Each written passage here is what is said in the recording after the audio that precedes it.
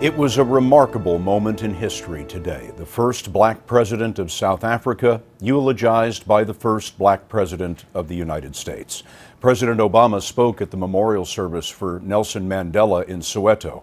The love and affection for the father of the new South Africa was written all over the faces of the tens of thousands who attended. Mr. Obama urged young people in South Africa and around the world to remember Mandela and make his work their own. Here's Bill Whitaker. Hours before the memorial service, people started pouring into the huge soccer stadium. Not even pouring rain could dampen their spirit.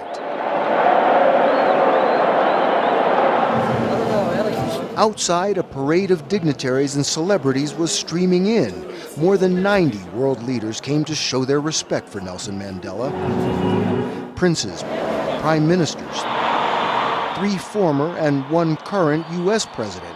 When President Barack Obama appeared, President Barack Obama, the crowd erupted. Then he stood to eulogize Mandela.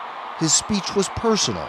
Over 30 years ago, while still a student, I learned of Nelson Mandela and the struggles taking place in this beautiful land. And it stirred something in me.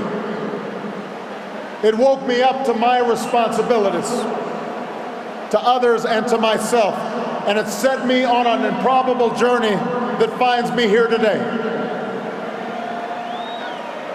And while I will always fall short of Madiba's example, he makes me want to be a better man. His speech was passionate. We know that, like South Africa, the United States had to overcome centuries of racial subjugation.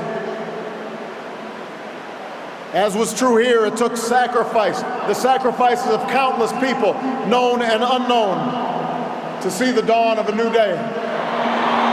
The cheers for the U.S. president stood in sharp contrast to the reaction to the South African president. Jacob Zuma's government is mired in allegations of corruption and cronyism. When he stood to speak, the crowd jeered.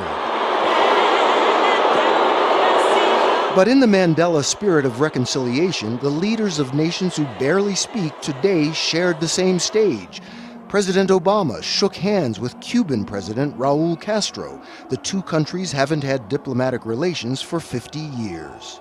In his speech, Castro said Mandela was an example to all, convinced that only through dialogue and cooperation could differences be resolved.